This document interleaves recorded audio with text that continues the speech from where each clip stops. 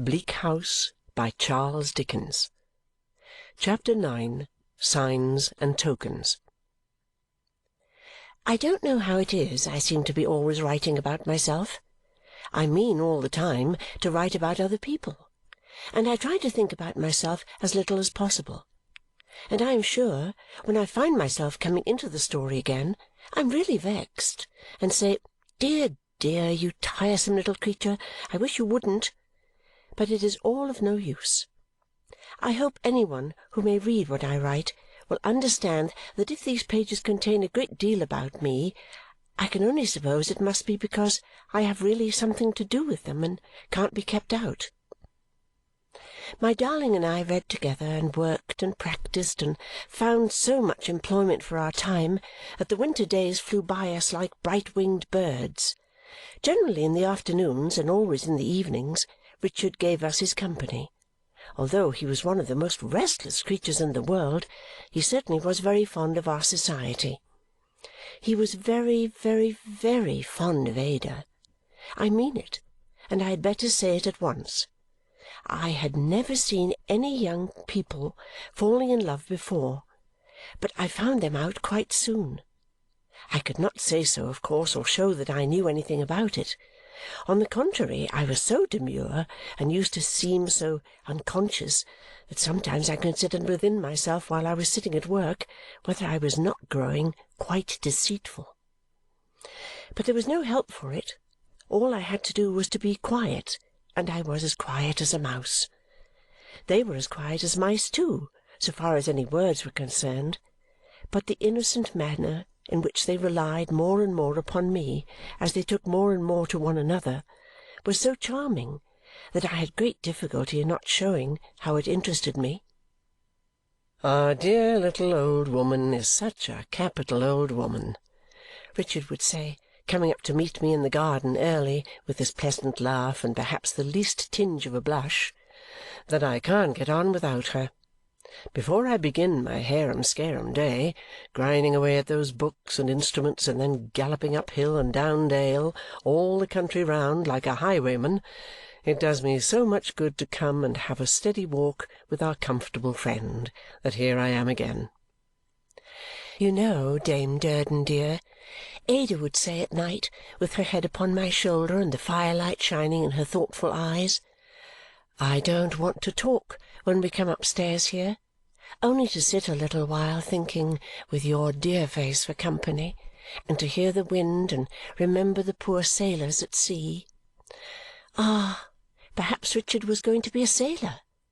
We had talked it over very often now, and there was some talk of gratifying the inclination of his childhood for the sea.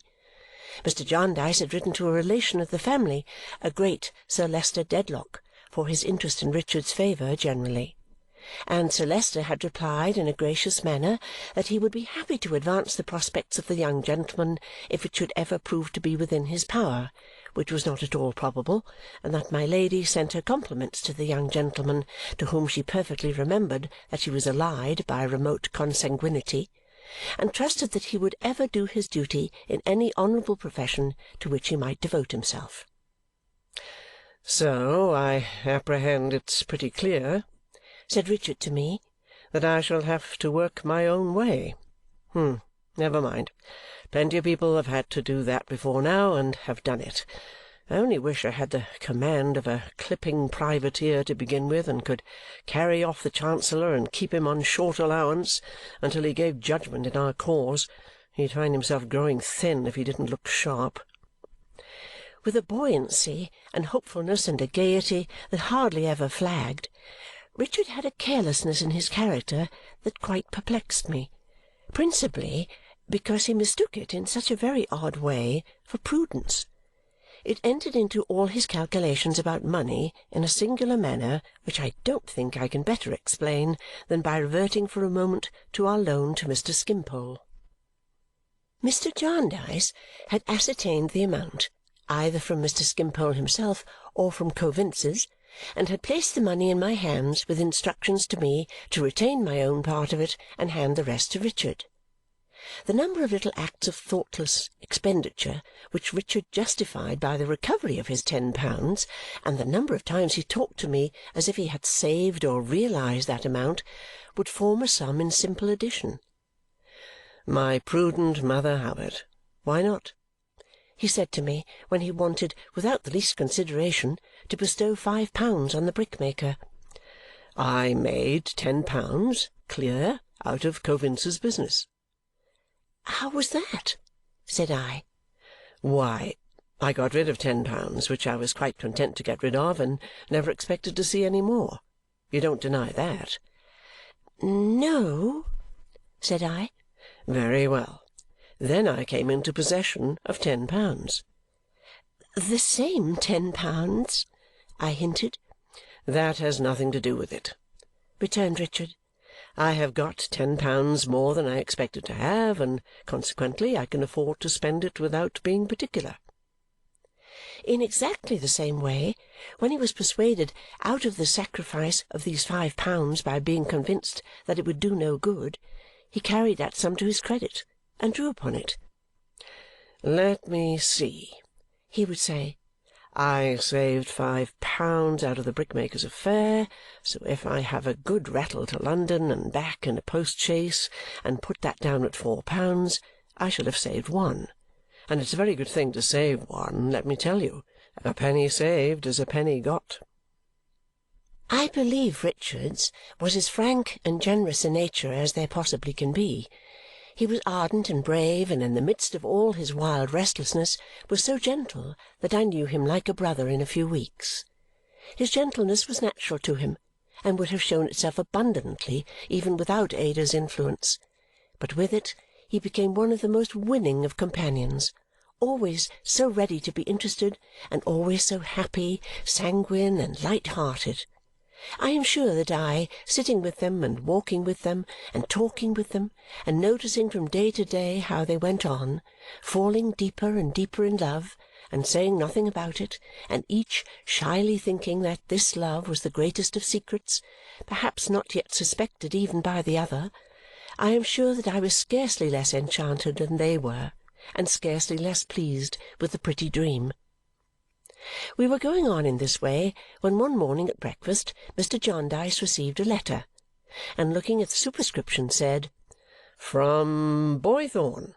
Aye, aye," and opened and read it with evident pleasure, announcing to us in a parenthesis when he was about half-way through that Boythorn was coming down on a visit. Now who was Boythorn, we all thought. And I dare say we all thought too, I am sure I did for one, would Boythorn at all interfere with what was going forward? "I went to school with this fellow, Lawrence Boythorn," said Mr. Jarndyce, tapping the letter as he laid it on the table, "more than 45 years ago. He was then the most impetuous boy in the world, and he is now the most impetuous man. He was then the loudest boy in the world, and he is now the loudest man. He was then the heartiest and sturdiest boy in the world, and he is now the heartiest and sturdiest man. He is a tremendous fellow." "In stature, sir?" asked Richard. "Pretty well, Rick, in that respect," said Mr. Jarndyce. "Being some 10 years older than I, and a couple of inches taller, with his head thrown back like an old soldier, his stalwart chest squared, his hands like a clean blacksmith's, and his lungs, there's no simile for his lungs, talking, laughing, or snoring, they make the beams of the house shake." As Mr. Jarndyce sat enjoying the image of his friend Boythorn, we observed the favourable omen that there was not the least indication of any change in the wind. "But it's the inside of the man, the warm heart of the man, the passion of the man, the fresh blood of the man, Rick, and Ada, and little Cobweb too, for you are all interested in a visitor that I speak of," he pursued. "His language is as sounding as his voice. He is always in extremes, perpetually in the superlative degree. In his condemnation he is all ferocity. You might suppose him to be an ogre from what he says, and I believe he has the reputation of one with some people. There, I tell you no more of him beforehand. You must not be surprised to see him take me under his protection, for he has never forgotten that I was a low boy at school, and that our friendship began in his knocking 2 of my head tyrant's teeth out (he says 6) before breakfast. Boythorn and his man," to me, "will be here this afternoon, my dear." I took care that the necessary preparations were made for Mr. Boythorn's reception, and we looked forward to his arrival with some curiosity. The afternoon wore away, however, and he did not appear. The dinner hour arrived, and still he did not appear. The dinner was put back an hour, and we were sitting round the fire with no light but the blaze, when the hall door suddenly burst open, and the hall resounded with these words, uttered with the greatest vehemence and in a stentorian tone: "We have been misdirected, Jarndyce, by a most abandoned ruffian, who told us to take the turning to the right instead of to the left. He is the most intolerable scoundrel on the face of the earth. His father must have been a most consummate villain. Ever to have such a son! I would have had that fellow shot without the least remorse." "Did he do it on purpose?" Mr. Jarndyce inquired. "I have not the slightest doubt that the scoundrel has passed his whole existence in misdirecting travellers," returned the other. "By my soul, I thought him the worst-looking dog I had ever beheld when he was telling me to take the turning to the right, and yet I stood before that fellow face to face and didn't knock his brains out." "Teeth, you mean?" said Mr. Jarndyce. Laughed Mr. Lawrence Boythorn, really making the whole house vibrate. "What, have you not forgotten it yet? And that was another most consummate vagabond. By my soul, the countenance of that fellow when he was a boy was the blackest image of perfidy, cowardice, and cruelty ever set up as a scarecrow in a field of scoundrels. If I were to meet that most unparalleled despot in the streets to-morrow, I would fell him like a rotten tree." "I have no doubt of it," said Mr. Jarndyce. "Now, will you come upstairs?" "By my soul, Jarndyce," returned his guest, who seemed to refer to his watch, "if you had been married, I would have turned back at the garden gate and gone away to the remotest summits of the Himalaya mountains sooner than I would have presented myself at this unseasonable hour." "Not quite so far, I hope?" said Mr. Jarndyce. "By my life and honour, yes!" cried the visitor. "I wouldn't be guilty of the audacious insolence of keeping a lady of the house waiting all this time for any earthly consideration. I would infinitely rather destroy myself, infinitely rather." Talking thus, they went upstairs, and presently we heard him in his bedroom thundering and again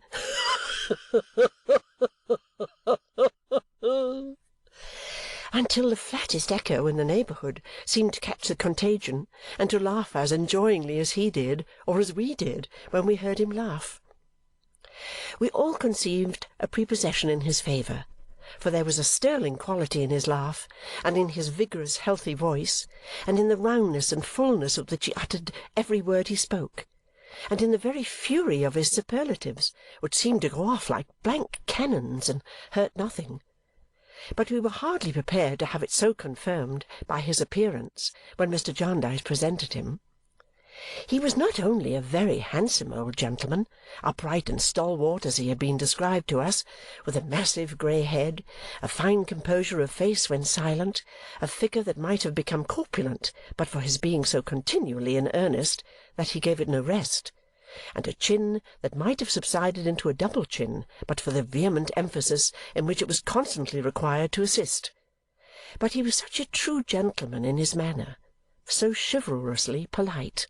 His face was lighted by a smile of so much sweetness and tenderness, and it seemed so plain that he had nothing to hide, but showed himself exactly as he was, incapable, as Richard said, of anything on a limited scale, and firing away with those blank great guns because he carried no small arms whatever, that really I could not help looking at him with equal pleasure as he sat at dinner, whether he smilingly conversed with Ada and me, or was led by Mr. Jarndyce into some great volley of superlatives, or threw up his head like a bloodhound and gave out that tremendous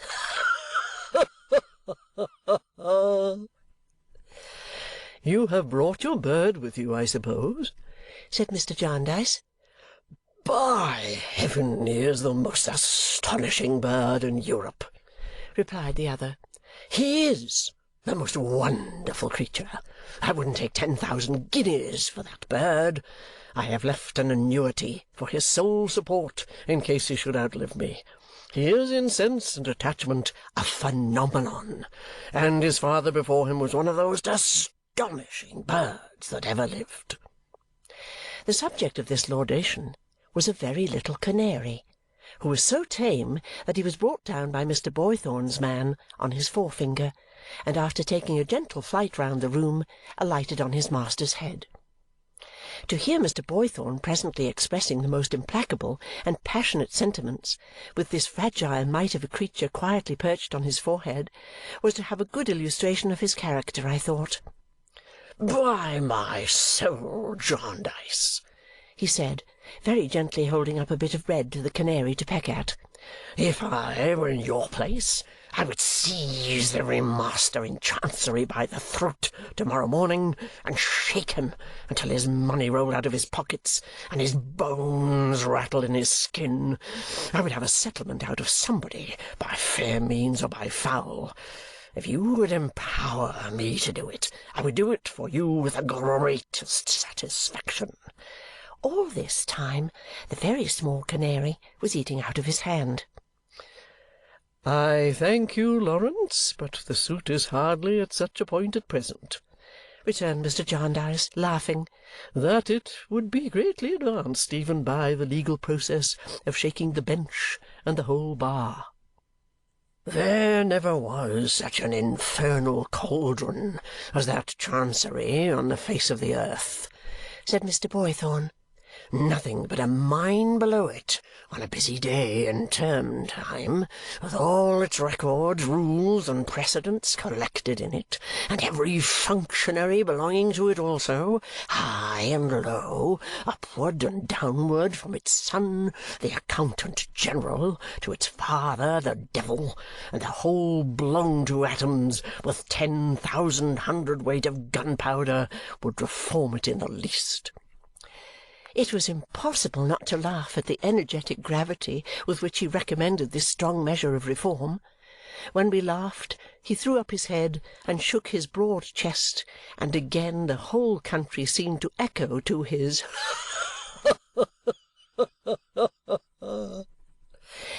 It had not the least effect in disturbing the bird, whose sense of security was complete, and who hopped about the table with its quick head now on this side and now on that, turning its bright sudden eye on its master as if he were no more than another bird. "But how do you and your neighbour get on about the disputed right of way?" said Mr. Jarndyce. "You are not free from the toils of the law yourself." "The fellow has brought actions against me for trespass, and I have brought actions against him for trespass," returned Mr. Boythorn. "By heaven, he is the proudest fellow breathing. It is morally impossible that his name can be Sir Leicester. It must be Sir Lucifer." "Complimentary to our distant relation," said my guardian laughingly to Ada and Richard. "I would beg Miss Clare's pardon and Mr. Carstone's pardon," resumed our visitor, "if I were not reassured by seeing in the fair face of the lady and the smile of the gentleman that it is quite unnecessary, and that they keep their distant relation at a comfortable distance." "Or he keeps us," suggested Richard. "By my soul!" exclaimed Mr. Boythorn, suddenly firing another volley. "That fellow is, and his father was, and his grandfather was, the most stiff-necked, arrogant, imbecile, pig-headed numbskull ever, by some inexplicable mistake of nature, born in any station of life but a walking-sticks. The whole of that family are the most solemnly conceited and consummate blockheads. But it's no matter. He should not shut up my path if he were 50 baronets melted into one, and living in 100 Chesney wolds, one within another, like the ivory balls in a Chinese carving.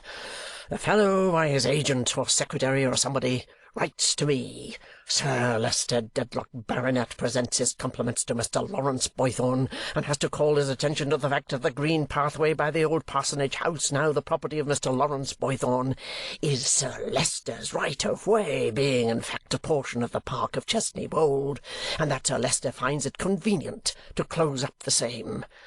I write to the fellow, 'Mr. Lawrence Boythorn presents his compliments to Sir Leicester Dedlock, Baronet,' and has to call his attention to the fact that he totally denies the whole of Sir Leicester Dedlock's positions on every possible subject, and has to add, in reference to closing up the pathway, that he will be glad to see the man who may undertake to do it. The fellow sends a most abandoned villain with one eye to construct a gateway. I play upon that execrable scoundrel with a fire-engine until the breath is nearly driven out of his body. The fellow erects a gate in the night. I chop it down and burn it in the morning. He sends his myrmidons to come over the fence and pass and repass. I catch them in humane man-traps, fire split peas at their legs, play upon them with the engine, resolve to free mankind from the insupportable burden of the existence of those lurking ruffians. He brings actions for trespass. I bring actions for trespass. He brings actions for assault and battery. I defend them and continue to assault and batter.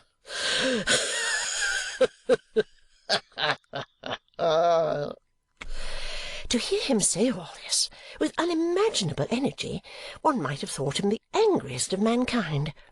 To see him at the very same time looking at the bird now perched upon his thumb, and softly smoothing its feathers with his forefinger, one might have thought him the gentlest. To hear him laugh, and see the broad good nature of his face then, one might have supposed that he had not a care in the world, or a dispute, or a dislike, but that his whole existence was a summer joke. "No, no," he said, "no closing up of my paths by any Dedlock, though I willingly confess," here he softened in a moment, "that Lady Dedlock is the most accomplished lady in the world, to whom I would do any homage that a plain gentleman, and no baronet with a head 700 years thick, may.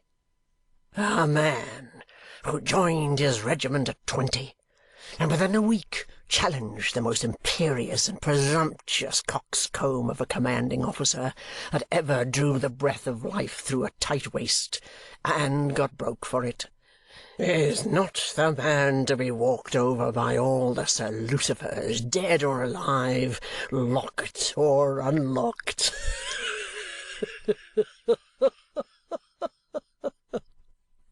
"Nor the man to allow his junior to be walked over either," said my guardian. "Most assuredly not," said Mr. Boythorn, clapping him on the shoulder with an air of protection that had something serious in it, though he laughed.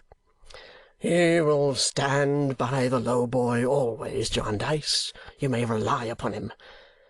But speaking of this trespass, with apologies to Miss Clare and Miss Summerson for the length at which I have pursued so dry a subject, is there nothing for me from your men Kenge and Carboy?" "I think not, Esther," said Mr. Jarndyce. "Nothing, guardian." "Much obliged," said Mr. Boythorn. "Had no need to ask, after even my slight experience of Miss Summerson's forethought for every one about her." "They all encouraged me. They were determined to do it." "I inquired because, coming from Lincolnshire, I, of course, have not yet been in town, and I thought some letters might have been sent down here. I dare say they will report progress to-morrow morning." I saw him so often in the course of the evening, which passed very pleasantly, contemplate Richard and Ada with an interest and a satisfaction that made his fine face remarkably agreeable, as he sat at a little distance from the piano, listening to the music. And he had small occasion to tell us that he was passionately fond of music, for his face showed it, that I asked my guardian, as we sat at the backgammon-board, whether Mr. Boythorn had ever been married. "No," said he. "No." "But he meant to be," said I. "How did you find out that?" he returned with a smile. "Why, guardian," I explained, not without reddening a little at hazarding what was in my thoughts, "there is something so tender in his manner after all, and he is so very courtly and gentle to us, and—" Mr. Jarndyce directed his eyes to where he was sitting as I have just described him. I said no more. "You are right, little woman," he answered. "He was all but married once, long ago, and once."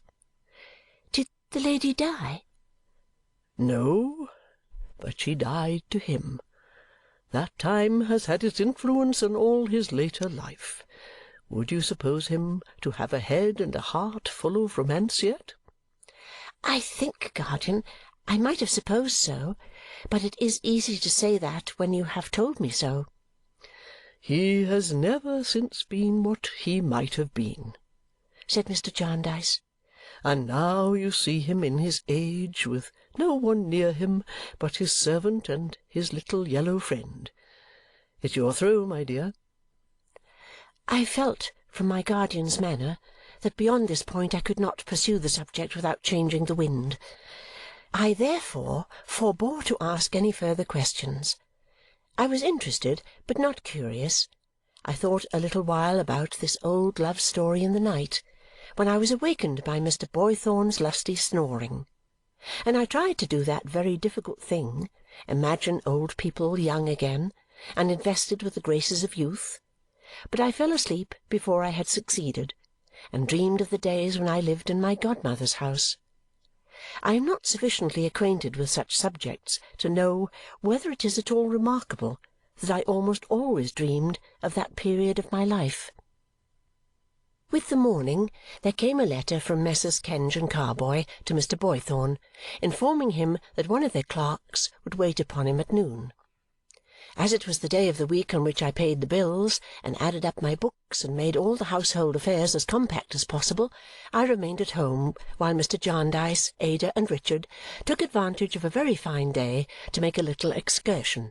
Mr. Boythorn was to wait for Kenge and Carboy's clerk, and then was to go on foot to meet them on their return. Well, I was full of business, examining tradesmen's books, adding up columns, paying money, filing receipts, and I dare say making a great bustle about it, when Mr. Guppy was announced and shown in.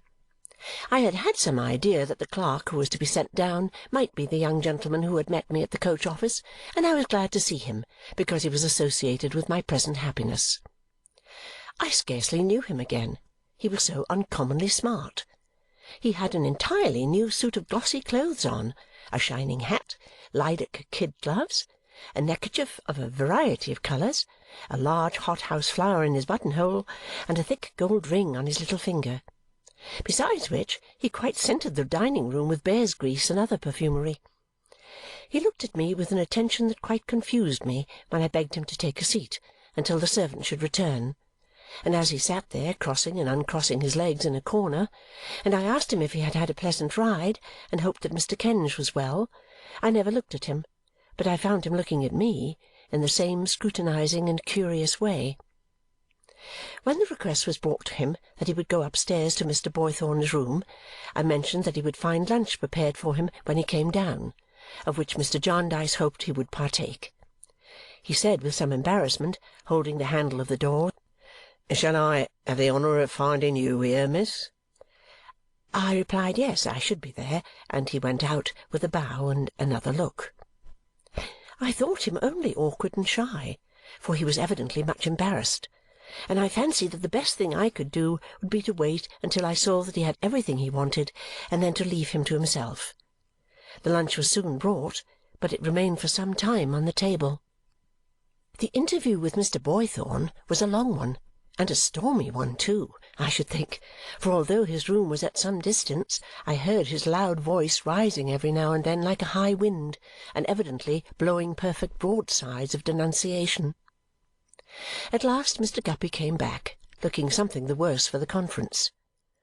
"My eye, miss," he said in a low voice. "He's a Tartar."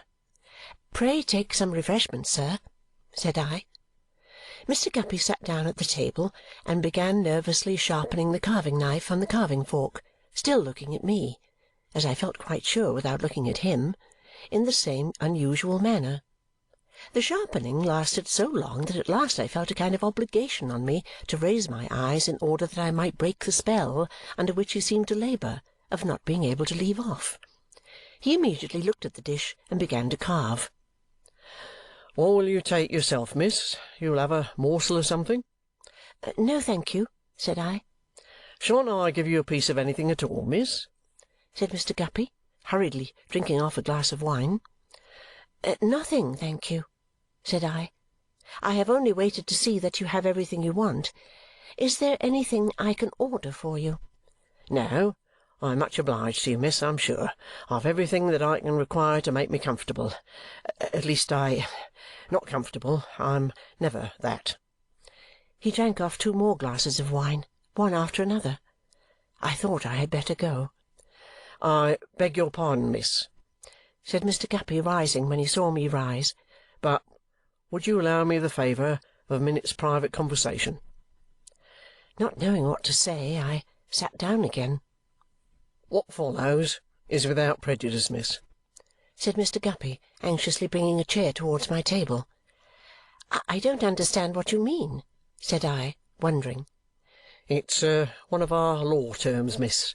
You won't make any use of it to my detriment at Kenge and Carboy's or elsewhere. If our conversation shouldn't lead to anything, I am to be as I was, and am not to be prejudiced in my situation or worldly prospects. In short, it's in total confidence."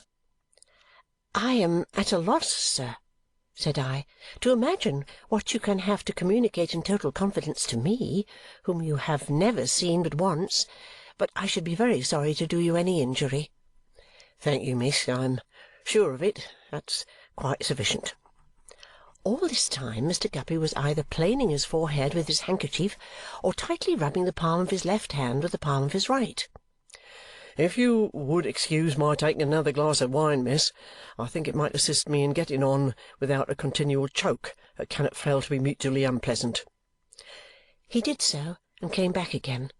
I took the opportunity of moving well behind my table. "You wouldn't allow me to offer you one, would you, miss?" said Mr. Guppy, apparently refreshed. "Not any," said I.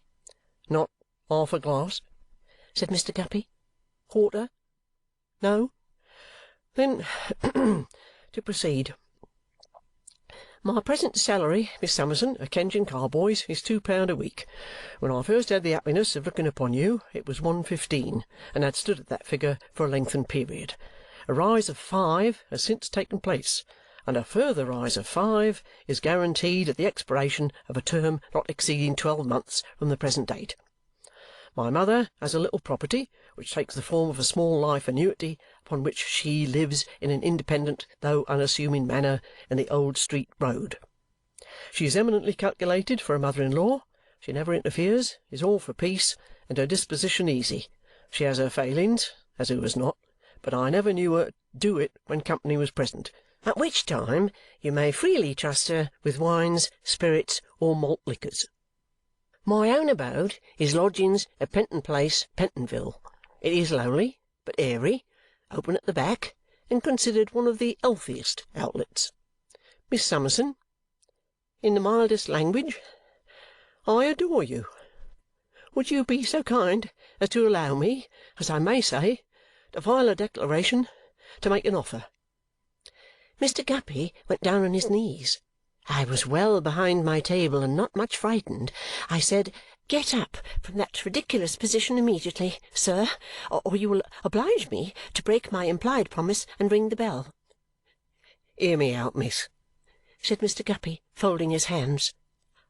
"I cannot consent to hear another word, sir," I returned, "unless you get up from the carpet directly and go and sit down at the table as you ought to do if you have any sense at all." He looked piteously, but slowly rose and did so. "Yet what a mockery it is, miss," he said with his hand upon his heart and shaking his head at me in a melancholy manner over the tray, "to be stationed behind food at such a moment. The soul recoils from food at such a moment, miss." "I beg you to conclude," said I. "You have asked me to hear you out, and I beg you to conclude." "I will, miss," said Mr. Guppy. "As I love and honour, so likewise I obey. Would that I could make thee the subject of that vow before the shrine." "That is quite impossible," said I, "and entirely out of the question." "I am aware," said Mr. Guppy, leaning forward over the tray and regarding me, as I again strangely felt, though my eyes were not directed to him, with his late intent look, "I am aware that in a worldly point of view, according to all appearances, my offer is a poor one. But, Miss Summerson, angel, no, don't ring. I have been brought up in a sharp school and am accustomed to a variety of general practice. Though a young man, I have ferreted out evidence, got up cases, and seen lots of life. Blessed with your hand, what means might I not find of advancing your interests and pushing your fortunes?" "What might I not get to know nearly concerning you? I know nothing now, certainly, but what might I not if I had your confidence and you set me on?" I told him that he addressed my interest, or what he supposed to be my interest, quite as unsuccessfully as he addressed my inclination, and he would now understand that I requested him, if he pleased, to go away immediately. "Cruel miss," said Mr. Guppy. "Here but another word. I think you must have seen that I was struck with those charms on the day when I waited at the Whiter-Cellar. I think you must have remarked that I could not forbear a tribute to those charms when I put up the steps of the hackney coach. It was a feeble tribute to thee, but it was well meant. Thy image has ever since been fixed in my breast. I have walked up and down of an evening opposite Jellyby's house, only to look upon the bricks that once contained thee. This out of to-day, quite an unnecessary out so far as the attendance, which was its pretended object, went, was planned by me alone, for thee alone. If I speak of interest, it is only to recommend myself and my respectful wretchedness. Love was before it, and is before it." "I should be pained, Mr. Guppy," said I, rising and putting my hand upon the bell-rope, "to do you or any one who is sincere the injustice of slighting any honest feeling, however disagreeably expressed. If you have really meant to give me a proof of your good opinion, though ill-timed and misplaced, I feel that I ought to thank you. I have very little reason to be proud, and I am not proud, I hope. I think I added, without very well knowing what I said, that you will now go away as if you had never been so exceedingly foolish and attend to Messrs. Kenge and Carboy's business." "Half a minute, miss," cried Mr. Guppy, checking me as I was about to ring. "This has been without prejudice." "I will never mention it," said I, "unless you should give me future occasion to do so." A quarter of a minute, miss, in case you should think better at any time, however distant. That's no consequence, for my feelings can never alter. Of anything I have said, particularly what might I not do, Mr. William Guppy, 87, Penton Place, or if removed, or dead, of blighted hopes or anything of that sort, care of Mrs. Guppy, 302 Old Street Road, will be sufficient." I rang the bell, the servant came, and Mr. Guppy, laying his written card upon the table and making a dejected bow, departed. Raising my eyes as he went out, I once more saw him looking at me after he had passed the door. I sat there for another hour or more, finishing my books and payments and getting through plenty of business. Then I arranged my desk and put everything away, and was so composed and cheerful that I thought I had quite dismissed this unexpected incident. But when I went upstairs to my own room, I surprised myself by beginning to laugh about it, and then surprised myself still more by beginning to cry about it. In short, I was in a flutter for a little while, and felt as if an old chord had been more coarsely touched than it ever had been since the days of the dear old doll, long buried in the garden. Chapter 9